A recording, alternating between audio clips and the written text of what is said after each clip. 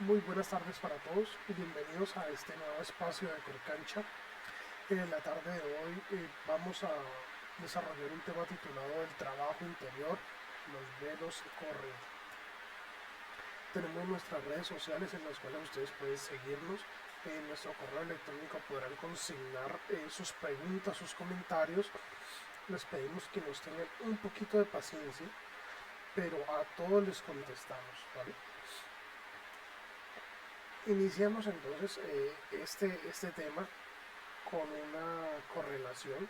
¿Sí? A mí me preguntan, me consultan porque los temas que trabajo son tan relacionados con la Biblia.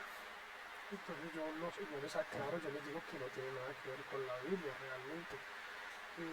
Lo que buscamos nosotros es entregar el mensaje lo más fiel posible del legado que dejó el Maestro Jesús, o el Cristo, o el anciano de días, como lo llaman. ¿Sí? No solamente hay registros de él en la Biblia, encontramos por ejemplo los mapuche. Una vez que estuve en Argentina, logré contactarme con unas personas mapuche. Entre ellas hay un chico que recorre a Argentina y entregando el mensaje de ellos, su tradición y su cultura. Y me causó curiosidad una vez que empezó a hablar de eso y describía a una deidad de ellos llamada Gunechen.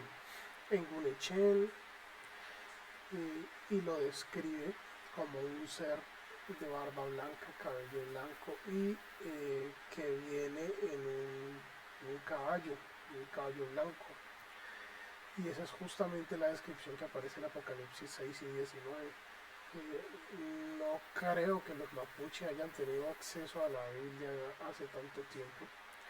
Por lo tanto, esto confirma lo que nosotros ya veníamos pensando, y es que el conocimiento del Maestro Jesús fue esparcido por toda parte en el planeta, y que todas las culturas lo conocen a él de diferentes nombres, y muchos de ellos han utilizado este mismo conocimiento para beneficio propio. Esto es momento de que empiece a caerse también estos velos de ignorancia y de corrupción con el mensaje de él. eh, Se tienen que caer en este tiempo. ¿Qué es el trabajo? Encontramos una simple definición. Recordemos que este tema se llama el trabajo interior. Entonces, para definir esto tenemos que primero comprender qué es un trabajo. Sabemos pues que el trabajo es el conjunto de actividades que son realizadas con el objetivo de alcanzar una meta o de solucionar un problema. Pero ¿qué problema podría ser? ¿Sí? Entonces, cuando ya empezamos nosotros a desarrollar el tema del trabajo interior, nos damos cuenta que sí, efectivamente hay un problema. Hay un problema, y es la enfermedad. El planeta está enfermo, la sociedad está enferma, los animales están enfermos, el ser humano está enfermo. Todo esto está enfermo, pero porque está cerca del ser humano. ¿Sí? El ser humano es el que ha generado muchas de estas enfermedades con la depredación y con la contaminación. Y el objetivo pues de aquellos que lo han incitado a realizar este tipo de cosas pues es ver al ser humano muerto. ¿Sí? Pero si nosotros analizamos, en la creación no existe la enfermedad, ¿sí? Ni en lo macro ni en lo micro, siempre y cuando la actividad destructiva del ser humano no esté por ahí. Vemos, más existe la enfermedad como tal en la creación. Pero hubo una entidad que cayó al planeta Tierra y es el causante de toda esta enfermedad. Apocalipsis 12 es muy claro cuando dice que el diablo ha descendido a vosotros con gran ira sabiendo que tiene poco tiempo. Recordemos que hay una batalla en los cielos y Miguel y sus ángeles arrojaron al dragón y sus demonios aquí al planeta Tierra. Y se está a punto de librar una contienda final entre la luz y las tinieblas. Y por eso a Lucifer, Satanás, le queda poco tiempo. Por eso ha enfermado a la humanidad así como la tiene. Y es el mismo Lucifer, Satanás, el que tiene, según Apocalipsis 13, un número que lo identifica en toda su estratagema, en todo su plan de trabajo que ha desarrollado a lo largo de la historia. Siempre está metido en la simbología del 666. Parravicini nos muestra, por ejemplo, que en el 66, sordomudo el mundo será en el 66. Y entonces en América Latina se levantará el caos que luego se extenderá al mundo que no escuchó. Sucumbirá la humanidad en luchas. Y aquí vemos como hay algunas personas que ya han podido descifrar significados de la palabra corona, la cual tiene estrecha relación con el 666. Y algunas noticias, como por ejemplo el protocolo 666 del gobierno de Colombia, con el cual fija todos los protocolos de trabajo y de prevención en materia del COVID. Tenemos también otra noticia que dice que la OMS tiene 6 candidatas a vacunas que están en fase avanzada. Dicen ellos que hay esperanzas. Hay otra noticia donde habla de que hay 6 tipos de COVID-19 que producen efectos diferentes. Y eso lo ratifica pues esto que ha realizado Bill Gates.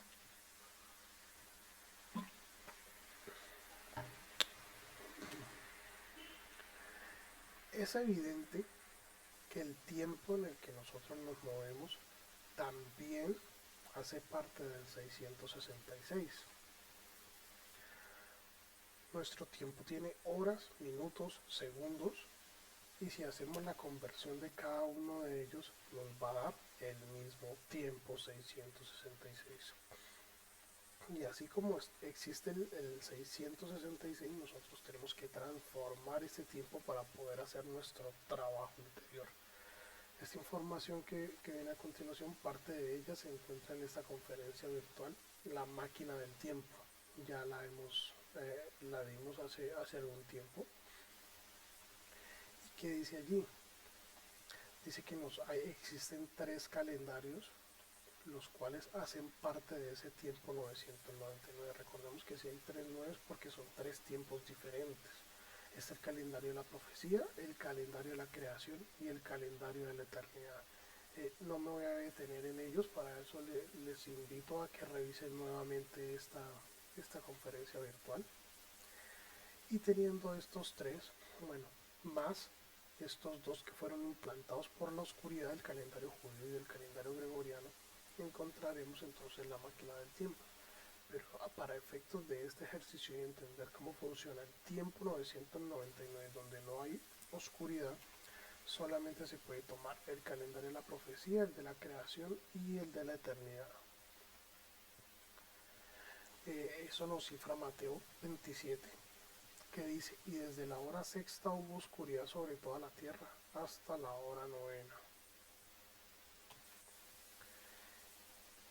Con entendiendo el tiempo, es necesario que nosotros entonces reconozcamos que hay un hombre o un ser humano que siempre se ha desempeñado en el tiempo del 666, y los frutos que genera él es de ser un hombre 666. ¿Cómo es un hombre 666? Es una persona que está llena de vicios, de soberbia, de orgullo, de miedo, de mentira, desconectado del Padre Eterno. ¿Sí? Y este tipo de personas son las que hay por doquier realmente, porque viven a diario, no tienen el mínimo interés de transformarse, pero hay unos pocos que deciden hacer ese giro y empezar a dignificarse. Esos hombres se conocen como los hombres 999, aquellos que salen del tiempo de la bestia y se integran al tiempo de la creación y de la eternidad. Son aquellos altruistas, seres que están pensando en los demás, que siempre están ayudando al prójimo. Esas personas es importantísimo que existan y que se mantengan así. Entonces, para entender por qué 3-6 o 3-9, debemos entender que hay tres cuerpos, ¿no? Nosotros estamos constituidos por tres cuerpos: un cuerpo físico, un cuerpo espiritual y está el alma. El cuerpo físico pues es nuestro vehículo, ¿sí? Dependiendo de las acciones que yo haga en una encarnación, pues entonces estaré programando la siguiente. Me explico. Si yo soy una persona que mal hablo de las mujeres, detesto a las mujeres, odio a las mujeres, denigro de las mujeres, les pego a las mujeres, cuando yo desencarne y programe mi siguiente encarnación, cuando vuelva a venir al planeta, vendré en un cuerpo femenino y recibiré esa misma energía que yo liberé en su tiempo, la voy a recibir en mi propio cuerpo para sentir cómo funciona eso. Eso ya se ha explicado también. Entonces, de acuerdo a mis acciones, yo programo mi vehículo, qué condiciones va a tener. Pasamos después al espíritu, que realmente el espíritu es el que maneja el vehículo, ¿sí? Y está conformado por memorias, las memorias de esta encarnación y las pasadas. Entonces, dependiendo de lo que yo más haya hecho en todas mis encarnaciones, pues entonces así voy a constituir mi espíritu. O será un espíritu de amor, de comprensión, o será un espíritu de mentira, de engaño. Todo depende de las obras que yo haya realizado. Y tenemos el alma, que son las memorias del Padre, que son realmente nuestra guía hacia dónde debemos dirigirnos, hacia dónde debemos conducir nuestro vehículo, ¿no? Ahí está pues todo el conocimiento para reiniciar la creación en el momento en que sea. Lo único malo es que aún no tenemos el mecanismo para llegar a ello. La oscuridad lo que ha hecho es ponerle un velo a cada uno de estos tres cuerpos. ¿Sí? Eso es lo que se conoce como el 666. El hombre 666, que tiene un velo en el cuerpo físico, en el cuerpo espiritual y en el alma. Este es el trabajo interior que debemos realizar corriendo los velos. Pienso que ya se ha llegado el momento de correr estos velos y hacer el trabajo interior y comprender cómo funciona esto. Empezamos entonces con el primer velo, el velo sobre los sentidos y la mente. Recordemos que nuestros sentidos y la mente están en nuestro cuerpo físico. Y hubo una entidad, un personaje en la historia de la humanidad que implantó ese velo. Y ese personaje es Moisés. Vemos aquí una fotografía de una estatua de Moisés que la hizo Miguel Ángel Buonarroti en la Basílica de San Pedro en Roma. Es muy curioso y muchos se preguntan por qué Miguel Ángel lo esculpió con dos cachos. Hasta ahora no se ha podido descubrir por qué. Bueno, siendo Moisés tan representativo para el judaísmo y para el cristianismo, también el catolicismo más que todo, ¿sí? Entonces tenemos una cita de Pablo de 2 de Corintios, donde dice: tenemos por tanto tal esperanza, hablamos con mucha franqueza y no somos como Moisés, que ponía un velo sobre su rostro para que los hijos de Israel no fijaran su vista en el fin de aquello que iba a desvanecerse. Pero el entendimiento de ellos se endureció, porque hasta el día de hoy, en la lectura del antiguo pacto, el mismo velo permanece sin alzarse, pues solo en Cristo es quitado. Entonces hay un velo que implantó Moisés en los sentidos y en la mente del ser humano. Por eso está en el cuerpo físico, ¿sí? Y ese es el primer 6. ¿Qué significa entonces ese velo? Bueno, la primera condición de ese velo fue la mentira. La mentira, la cual está planteada en este ejercicio. Este es el camino entre Egipto y Jerusalén. Este es el recorrido que debió hacer el pueblo hebreo, comandado pues por Moisés. Y que recordemos que lo único que hacían ellos era guiarse por Jehová que los dirigía desde una nube o desde una columna de fuego en las noches. O sea, ellos seguían a Jehová. 550 kilómetros es la distancia entre Egipto y Jerusalén, pasando por el sur de la península del Sinaí. Este recorrido se hace en 26 días, pero si caminaban un día cada 10 días, o sea, caminan un día, descansan días, o caminan otro día, descansan días, debieron tardar 260 días en llegar. Y si en 40 años hubieran caminado 4 kilómetros diarios, que es poco, 4 kilómetros diarios, hubieran recorrido 57.600 kilómetros, lo equivalente a darle aproximadamente 4 vueltas y media al mundo. O sea que aquí hay una mentira, ¿sí?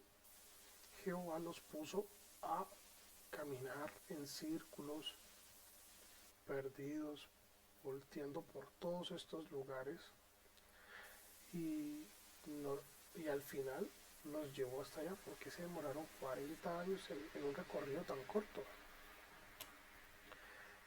Y aquí entra la otra parte del velo y es el miedo, ¿sí? Entonces voy a leer lo que dice aquí. Luego de un tiempo deambulando por el desierto, los israelitas se espantaron y empezaron a gritar.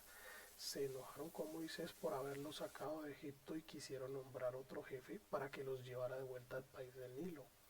La desesperación se apoderó del campamento. Las mujeres lloraban acongojadas y los hombres murmuraban: este es nuestro fin. ¿Para qué habremos salido de Egipto? Moisés trató de calmarlos, recordándoles que Jehová había prometido estar al lado de ellos y acompañarlos, pero fue inútil. Ningún argumento pudo convencerlos y se negaron a emprender la conquista de Canaán. Entonces Jehová intervino, ofendido porque los israelitas habían perdido la confianza en él, y decidió castigarlos. Ninguno entraría a ver la tierra prometida. Todos morirían en el desierto antes de llegar. Solo sus hijos lograrían conocerla. Incluso Jehová también se enojó con Moisés y lo condenó a morir en el desierto sin permitirle conocer la dichosa tierra donde fluye leche y miel. Fue tan grande el enfado de Jehová que 38 años después, cuando llegaron a Canaán y ya habían muerto todos los israelitas castigados, Moisés intentó pedirle que lo dejara entrar, pensando inocentemente que ya se le había pasado el enojo. Pero Jehová le contestó: basta ya, no vuelvas a tocar ese tema, y no lo pudo convencer. Ya está más que demostrado cómo el miedo baja el sistema inmunológico, y eso es lo que quieren estas organizaciones con el coronavirus, ¿sí? Con las noticias falsas, que las personas estén en constante miedo y su sistema inmune baje para que se infecten. Y también han descubierto algunos ejercicios, algunas investigaciones, que el mentir afecta negativamente a la salud física y mental. Entonces, en la medida en que el ser humano vaya mintiendo, sus células se van degenerando hasta llegar a la muerte. El segundo velo implantado, entonces el primer velo fue implantado por Moisés, ¿sí? Y ahora el segundo velo es implantado por Herodías. Y el segundo velo realmente son 7 velos que fueron puestos en nuestro espíritu. Entonces, para ello vamos a trabajar con una cita de Mateo. Dice: cuando llegó el cumpleaños de Herodes, la hija de Herodías danzó, se conoce como la danza de los 7 velos, danzó ante ellos y agradó a Herodes, por lo cual le prometió con juramento darle lo que ella pidiera. Ella, instigada por su madre, dijo: dame aquí en una bandeja de plata, dice en otros documentos, la cabeza de Juan el Bautista. Y aunque el rey se entristeció a causa de sus juramentos y de sus invitados, ordenó que se la dieran y mandó a decapitar a Juan en la cárcel. Y trajeron su cabeza en una bandeja y se la dieron a la muchacha. Y ella se la llevó a su madre. Entonces sabemos que en todo crimen hay un autor intelectual y un autor material. ¿Sí? Eh, en este caso, el autor material pues fue Salomé, que fue la que danzó la chica, pero el autor intelectual fue Herodías, la madre de ella. Y por lo tanto este velo fue implantado por las dos, pero en especial por Herodías.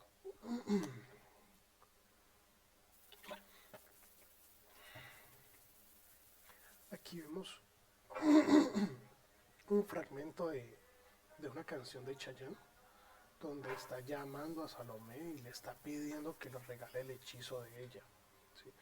Entonces, evidentemente ese hechizo fue ese velo que se implantó en nuestro espíritu y lo que hace es convertirnos en un hombre de pecado o en un hombre de maldad. ¿Cuál fue esos velos que implantó Herodías y Salomé? Bueno, entonces en Éfeso implantó el velo de lujuria, en la pereza, en Esmirna, en Pérgamo la gula, en Tiatira la ira, en Sardis la envidia, en Filadelfia la avaricia y en la Odisea la soberbia.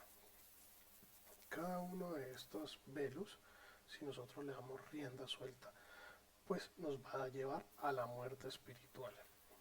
Vamos a ver cuál sería entonces la muerte espiritual para cada uno de estos velos. En la lujuria sería la homosexualidad, es muerte espiritual porque no puede seguir encarnando una persona que es homosexual, hasta ahí llega, ¿sí?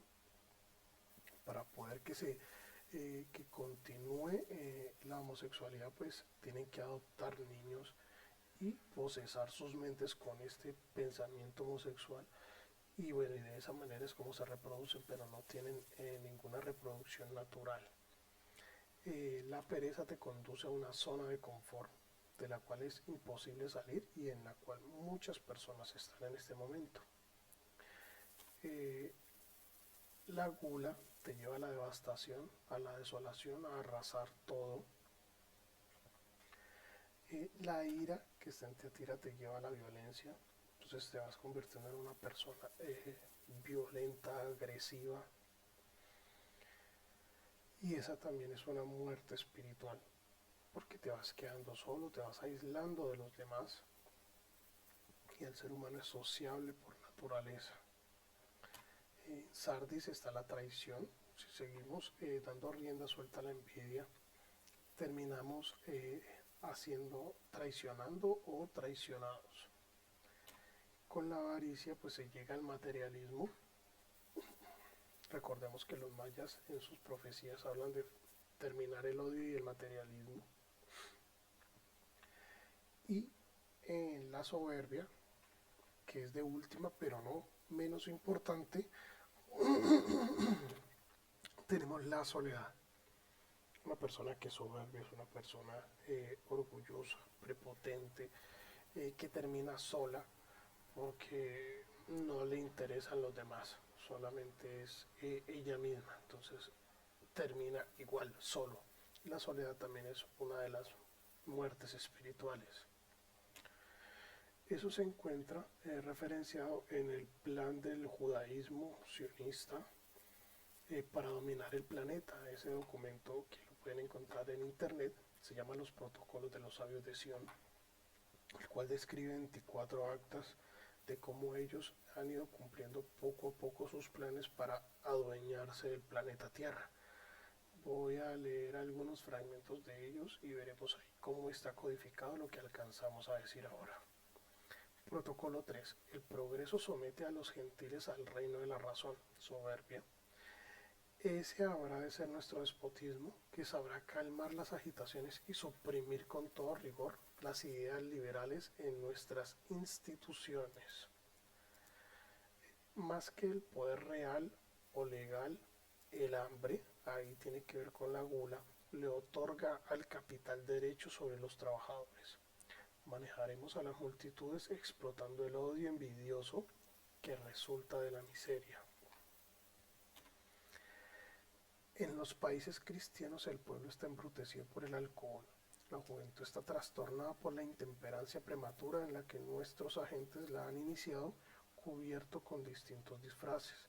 Preceptores criados, institutrices de las casas ricas, empleados, prostitutas. Ahí está la lujuria. En el protocolo 4 dice, los hombres harán todos los esfuerzos imaginables por conseguir el dinero, avaricia, que puede proporcionarle los bienes materiales. Entonces la clase inferior de los cristianos se nos unirá en contra de nuestros rivales más inteligentes. No lo harán por ideales, ni siquiera por deseos de riqueza, lo harán por odio, que esa es la ira a las clases acomodadas.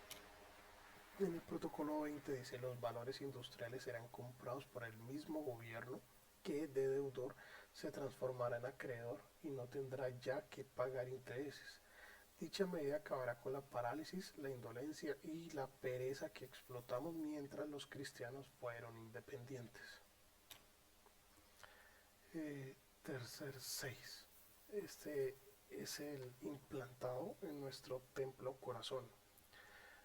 Así como Moisés implantó el velo en nuestro cuerpo, en nuestros sentidos y la mente, Herodías y Salomé implantaron el velo de 7 velos realmente en nuestro espíritu. Hay un personaje que también implantó un velo en nuestro templo corazón para impedir que llegáramos ahí. Ese personaje se llama Caifás, o se llamó Caifás. ¿Sí? En esta cita, no la voy a leer completa, pero quiero que tomen el apunte pues, de la cita. Ahí está describiendo cómo era el templo de Salomón en su momento. ¿Sí? Y tenía 2 espacios. Había un espacio que se llamaba el lugar santo, donde estaban algunos sacerdotes y estaba algunas personas del pueblo. Había un velo y detrás de ese velo había un sitio que se llamaba el Sancta Sanctorum o el lugar santísimo, y ahí era donde se manifestaba Jehová, y el único que podía atravesar ese velo era el sumo sacerdote una vez al año, en el día de la expiación, en el calendario judío. ¿Sí? Aquí tenemos pues una cita en la cual nos muestra del 2014 que ya en este momento se terminó de tejer el gran velo del templo de Jerusalén, del tercer templo. Quiere decir que este velo es muy importante para ellos, porque precisamente pues allí es donde se debería manifestar el anticristo una vez sea coronado como rey y mesías de hechos. Aquí hay algunas deducciones del historiador judío Flavio Josefo sobre Caifás. ¿Sí? Dice que él fue el sumo sacerdote cuando el Cristo fue condenado. Entonces, ese era el único que podía ingresar al lugar santísimo o al Sancta Sanctorum. El sumo sacerdote era el único mortal que podía pasar el velo del templo y entrar en el Sancta Sanctorum un día al año, que es el día de la expiación. Y hay una cita de Lucas donde dice, cuando era como la hora sexta, hubo tinieblas sobre toda la tierra hasta la hora novena. Y el sol se oscureció y el velo del templo se rasgó por la mitad. Entonces Jesús, clamando a gran voz, dijo, Padre, en tus manos encomiendo mi espíritu, y habiendo dicho esto, expiró. Tenemos entonces en esta cita de Santiago la descripción de los 3 velos que acabamos de ver. Entonces la concupiscencia, después que ha concebido, da a luz el pecado, y el pecado siendo consumado, da a luz a la muerte. Entonces tenemos una pareja normal, promedio. El primer velo fue implantado en su cuerpo, en su mente. Quiere decir que la mentira fue implantada en su pensamiento y el miedo fue implantado en su sentimiento, ¿sí? En el pensar y en el sentir. El segundo velo son los pecados capitales implantados en sus espíritus, en nuestros espíritus. Y el último velo, que fue la desconexión con nuestra alma, eso nos llevó a la muerte. Entonces aquí Santiago explica eso. Pero así como han habido personajes en la historia que han implantado estos velos, también han habido mensajeros que han llegado y nos han liberado de ellos, nos han permitido correr esos velos. Este primer personaje, el personaje que corre el primer velo implantado por Moisés, se llamó Daniel, 600 años antes de Cristo, el profeta de los leones. Él corrió el velo de los sentidos y la mente. Entonces vamos a leer un poco sobre Daniel. El libro de Daniel muestra que él era un hombre fiel de Dios. Cuando el rey Nabucodonosor amenazó con destruir a todos los hombres sabios si no le decían cuál había sido su sueño y cuál era su interpretación, entonces Daniel y sus amigos sin miedo pidieron un momento para poder ir delante de Dios en oración, pidiéndole que les revelara la información. Más tarde Daniel nuevamente demostró su fe orándole al Creador, aunque sabía que al hacerlo estaba poniendo su vida en peligro. No le importó, no utilizó artimañas ni mentiras para salir avante en la situación. Por el contrario, fue verdadero, fiel y lleno de amor por el Eterno.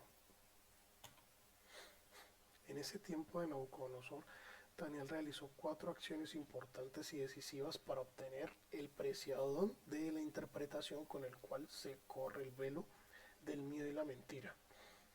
Detectó que si no se alimentaba con la comida y bebida del rey, obtendría conocimiento e inteligencia en todas las letras y ciencias y entendimiento en toda visión y sueños. Daniel le pidió tiempo al rey para poder decirle e interpretarle el sueño.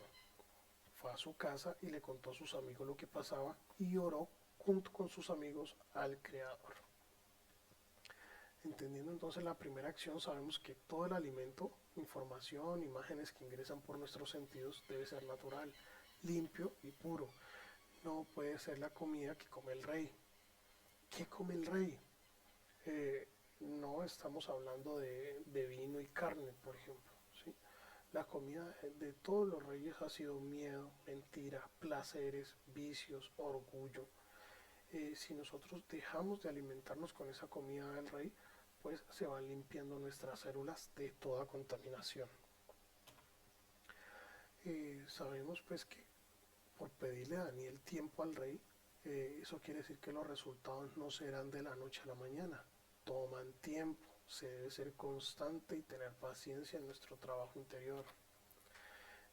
Daniel fue a su casa y le contó a sus amigos. Eso quiere decir cerrar sus ojos, centrarse en su cuerpo, sentir cada una de sus células y contarles a ellos, hablar con ellas. Pero también significa replicar esta información con todos sus amigos y conocidos posibles, a fin que despierten de este letargo. En el 4, que fue la orar junto con sus amigos, eso significa que mientras te comunicas con tus células en común unión, debes conectarte con el Padre Creador que está en tu corazón y Él te mostrará el camino o lo que debes hacer. Tenemos una cita de Daniel donde dice: en cuanto a mí me ha sido revelado este misterio, no porque yo tenga más sabiduría que cualquier otro viviente, sino con el fin de darle a conocer al rey la interpretación y para que tú entiendas los pensamientos de tu corazón. Lo dice así textualmente: para que tú. Quiere decir que ese rey y ese mensaje no está dirigido al rey Nabucodonosor, sino a cada uno de nosotros. Nosotros somos los reyes y en este momento no entendemos los pensamientos de nuestro corazón. Si hacemos el trabajo de Daniel, empezamos a develar, a correr ese velo y empezaremos a acercarnos a la comprensión del pensamiento del corazón. Entonces sabemos que a través del miedo y de la mentira se han fundamentado creencias y ahí es donde el ser humano, la mayoría de los seres humanos de este planeta se encuentran enfrascados en teorías que carecen de realidad y de comprensión y de acción. Para salir de ello, pues tenemos que investigar por todos los medios posibles, concluir y seguir investigando. Y una vez tengamos toda la información a la mano, pues interpretar qué es lo que sucede. ¿Sí?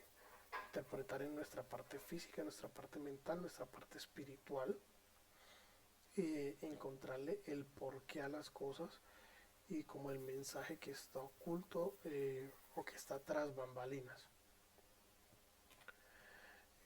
Esto que acabo de decir se traduce en tres tipos de hombres diferentes. Entonces, en la creencia, cuando yo estoy metido en la creencia, supongamos el ejemplo de un alcalde. Entonces dicen, tú eres el alcalde, a ti te entregan un símbolo, ¿sí? Pero si tú no haces acciones para ello, pues siempre será su nombre símbolo. Ah, sí, este fue el alcalde, pero ¿qué hizo? Pues no hizo nada. Hacer daño o generar problemas o no comprender qué significaba eso, ¿sí? Entonces ese es un hombre símbolo, un hombre que está basado en creencias. Para salir de allí tenemos que pasar a ser un hombre programa. El hombre programa es un hombre de hacer, que trabaja, que hace, que investiga, pero que tiene un problema. Los programas de computación tienen que darle doble clic para que se inicien. ¿Sí? Entonces son personas que son muy buenas trabajando, pero hay que estarlos impulsando. De ellos mismos no brota pues la necesidad de hacer un trabajo constante. Y en cambio el que interpreta completamente es el que entiende el porqué de las cosas, por qué se hacen las cosas. Esa persona que interpreta se hace un hombre ley, porque se hace un hombre que no necesita que lo estén empujando, que lo estén diciendo, vea, haga, sino que es una persona que sabe que tiene que hacer algo y lo hace. Así como el sol, que el sol siempre alumbra, no importa a quién, buenos y malos, ricos y pobres, altos y bajitos, a todos los alumbra de la misma manera y es un ser que es constante y es indetenible. Asimismo son los hombres leyes. El segundo velo es correr pues ese velo de nuestro espíritu y el personaje que lo realizó fue Juan el Bautista. Aquí en esta conferencia tenemos un espacio dedicado solamente a él, por lo cual no me voy a detener mucho en esta explicación. Pero tenemos a Marcos en capítulo 1 que dice, Juan el Bautista apareció en el desierto predicando el bautismo de arrepentimiento para el perdón de pecados. Y acudía a él toda la región de Judea y toda la gente de Jerusalén, y confesando sus pecados eran bautizados por él en el río Jordán. Entonces ahí está como lo que hacía Juan era el arrepentimiento para el perdón de pecados. Ahí está cifrado el trabajo que hizo Juan en nuestro espíritu. Entendemos entonces que el proceso del espíritu es como una carrera de postas, ¿sí? Donde yo llego con un trabajo para realizar en esta encarnación, yo llevo la posta. Cuando desencarno yo le paso la posta a mi siguiente encarnación y después en la siguiente encarnación yo sigo desarrollando el trabajo y luego cuando desencarno se lo paso a la otra. Entonces es como una carrera de postas en nuestro ejercicio en el espíritu, que recordemos que está conformado por 7 discos memoria. Entonces aquí vemos cómo algunas encarnaciones del espíritu del preparador han trabajado con los 4 elementos y trabajarán con los 4 elementos para lograr la comprensión de todo lo que tiene que hacer en este final de los tiempos. Hay 4 personajes aquí, los 4 son el mismo espíritu del preparador. Está Siddhartha, por ejemplo, que utilizó el elemento tierra como testigo cuando se enfrentó a su ego, que es Mara o es el mismo Lucifer, Satanás, ¿sí? Lo derrotó con la tierra como testigo, dice él. Tenemos a Juan, que bautizaba en el agua y se enfrentó a Herodías. El agua fue el que le permitió a él desarrollar su poder y su propósito. Elías se enfrentó a Jezabel y al demonio Baal con el poder del fuego. Y ahora el mensajero divino cuenta Parravicini y cuenta la profecía del devenir entregada a Enrique Castillo Rincón por unos seres provenientes de las Pléyades, que se enfrentará al anticristo con el poder del aire, porque Juan representa ese cóndor también, y el cóndor tiene nido, tiene cómplice al mar y a los elementos, y en ellos está el huracán, o sea que viene trabajando con el elemento aire. Juan entonces está predicando en ese desierto espiritual, y sus enseñanzas como espíritu del preparador nos han ayudado a correr todos estos velos. Entonces en Éfeso se corre el velo de lujuria porque Juan le decía a Herodes: no te es lícito tener la mujer de tu hermano. Y Herodías le tenía rencor y deseaba matarlo, pero no podía. Entonces Juan sí le dijo claramente que no debía acostarse con la mujer del hermano. Esmirna se corre el velo en el momento en que Siddhartha decidió sentarse debajo del árbol de la iluminación en posición de meditación, y descubrió en ese momento que el quinto ejército de Mara, o de Lucifer o de Satanás, es la pereza e indolencia. O sea, que es lo importante de reconocer allí, que la pereza es un pecado capital, pero el pecado capital tiene otros soldados comandados por él, ¿sí? Por eso es que Siddhartha descubrió que era un ejército comandado por la pereza. En Pérgamo se corre el velo de la gula, entendiendo que Juan comía langostas y miel silvestre. Elías fue alimentado en su momento por los cuervos, quienes por la mañana y por la tarde le llevaban pan y carne, y bebía agua del arroyo. Y Siddhartha se alimentaba de unos pocos granos de arroz al día. Tiatira se corre el velo de la ira con la profecía de Malaquías y de Lucas, que describe a Juan y a él mismo Elías. ¿Veis? E irá delante de él con el espíritu y poder de Elías para hacer volver los corazones de los padres a los hijos, o sea, es para el arrepentimiento y el perdón. Y Siddhartha decía que aferrarse a la ira es como agarrar un carbón caliente con intención de arrojárselo a alguien más, pero que uno mismo es el que se quema. Sardis se corre el velo de la envidia en el pasaje bíblico donde Jesús ya se había visto con Juan, y entonces los apóstoles de Juan le decían: mira, ese otro que tú bautizaste se está llevando nuestra gente, ¿sí? Estamos perdiendo los feligreses, por decirlo así, le decían los apóstoles de Juan al mismo Juan. Di algo, rabí, no te quedes ahí sin parpadear, di algo. Y entonces Juan le dice: vosotros mismos me sois testigos de que yo dije, yo no soy el Cristo, sino que soy enviado delante de él. Es necesario que él crezca, pero que yo mengüe. O sea que con estas frases de Juan, él tenía plena convicción de quién era él y quién era Jesús el Cristo, y que él no podía de ninguna manera competir con él, porque las ovejas son del Cristo. Él era solamente un enviado antes de él. Ahí está la prueba de la humildad, de cómo debemos ser nosotros, ¿sí? Para eliminar el velo de la envidia. En Esmirna se corre el velo de la avaricia, entendiendo que Juan tenía un vestido de pelo de camello y un cinto de cuero en la cintura. Elías vestía con ropa hecha de pelo y un cinturón de cuero, ¿sí? Y Siddhartha renunció a todos los beneficios de ser príncipe con el fin de encontrar la iluminación.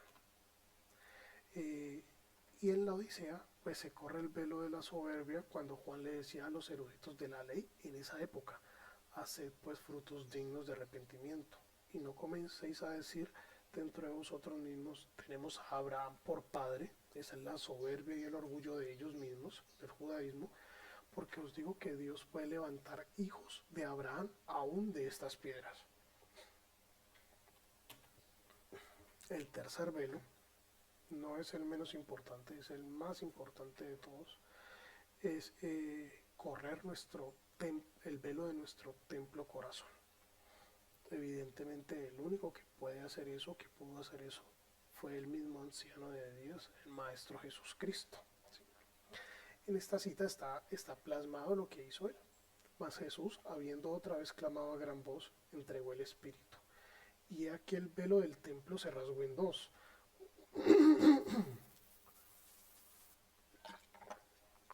Se rasgó en dos, de arriba a abajo.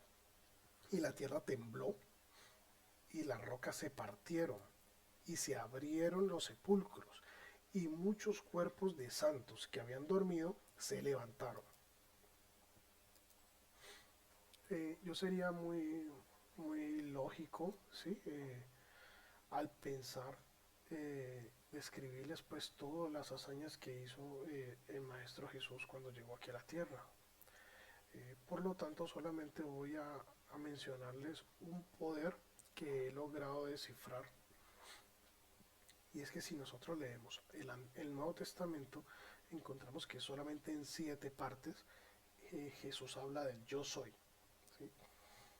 Y eso no es coincidencia con la conformación de nuestro espíritu. Quiere decir que Él entregó un mensaje específico a cada una de las iglesias, no solamente en el Apocalipsis, sino aquí también a lo largo del Nuevo Testamento. Entonces, en Éfeso, si se restaura el primer templo, recordemos que Él como corta el velo del templo, entonces va a restaurarlo. ¿Sí? Se recibe la fuerza crística del yo soy y se convierte en el pan de vida. Jesús les dijo, yo soy el pan de vida. El que a mí viene nunca tendrá hambre y el que en mí cree no tendrá sed jamás. Hasta ahora la humanidad come diariamente de ese pan, sexo, que lleva a la muerte. Se cambia sexo por poder, por protección, por dinero, por prestigio, por miedo, por licor y drogas. Por todo se intercambia el sexo, pero nunca se ha puesto el sexo en función de la vida. Aunque hasta desde una violación emerge la vida física. Esta no es el pan de vida espiritual, solo es una consecuencia de malas decisiones. Si se restaura el templo de Esmirna, se recibe el poder del yo soy convirtiéndose en la luz del mundo.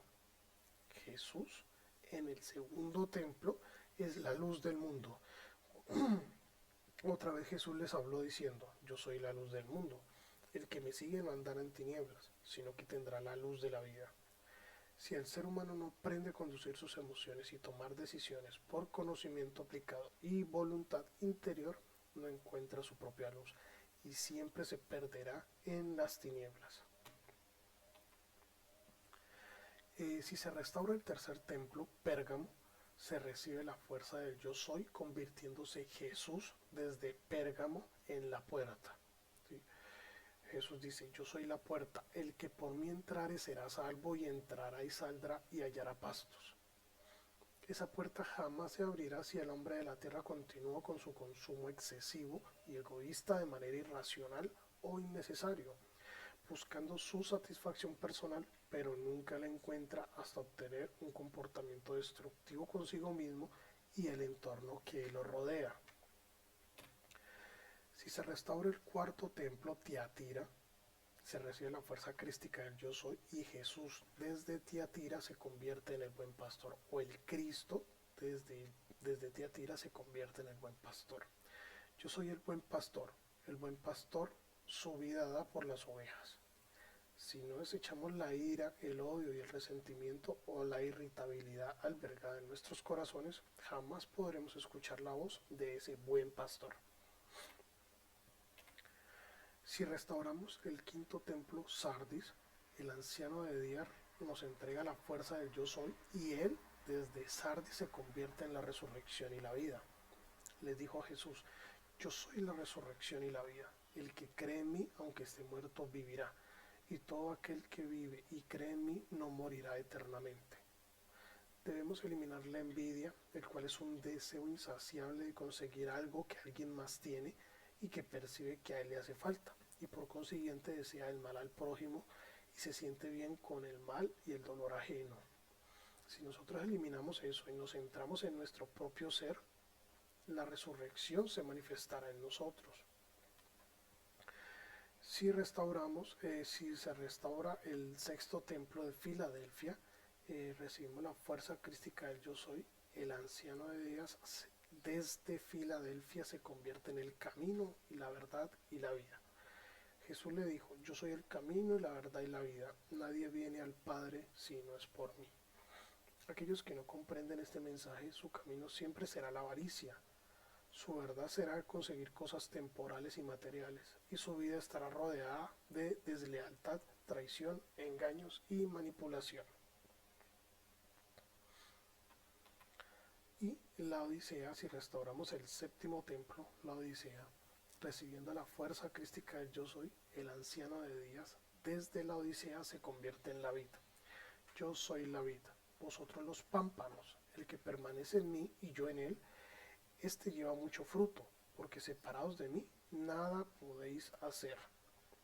Si el hombre del mundo sigue dominado por la soberbia, creyéndose superior a los demás y alejándolo de ellos, jamás reconocerá que sin el Cristo no dará fruto y jamás se convertirá en la vid. El yo soy, entonces, estuvo contenido en el Cristo, guardado dentro del espíritu del Maestro Jesús durante toda su vida. Y por eso en el momento de su crucifixión y a punto de morir, lo entregó a la humanidad. Y tal fue su poder que rasgó el velo por la mitad. Es decir, que destruyó la separación manipulada por los 3 velos implantados por Moisés en el cuerpo, por Herodías en el espíritu y por Caifás en nuestra conexión con el alma. Destruye esa separación que existía entre el hombre de la tierra y el creador innominado, sin nombre y sin fin. Entonces, si queremos ser un hombre 999, debemos entender que con la interpretación corremos el velo de la mentira y del miedo. Interpretando, pasaríamos entonces a ser libres de pecado en nuestro espíritu, que es correr el segundo velo que fue implantado por Herodías y por Salomé.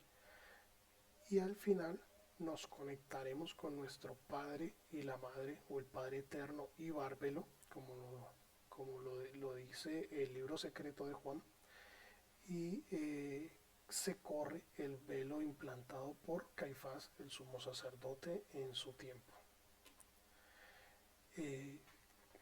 Hasta aquí es la investigación que desarrollamos sobre el tema del trabajo interior. Pienso que ha podido quedar un poco más claro y no quiero despedirme de ustedes antes de realizar esa oración que fue enseñada hace 2000 años por Juan y por el Maestro Jesús Cristo. ¿Sí? Cuando los apóstoles en aquel pasaje le dicen a Jesús, Rabí, enséñanos a orar como lo hacía Juan.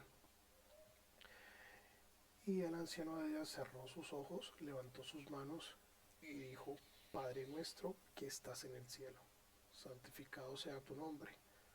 Venga a nosotros tu reino, hágase tu voluntad en la tierra como en el cielo.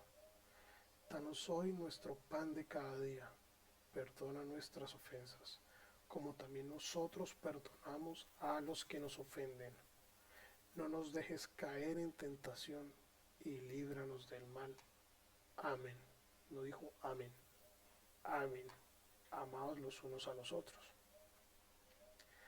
Los invitamos entonces a nuestra próxima entrega, La otra verdad de la Reina del Sur, Esencia y Estirpe Espiritual. En nuestras redes sociales estará colgada pues la información y los detalles de ellos en los próximos días. Los esperamos a todos y bienvenidos nuevamente a este espacio. Que estén todos muy bien. Les agradecemos a todas las personas de todos los países que nos han venido acompañando y hasta luego.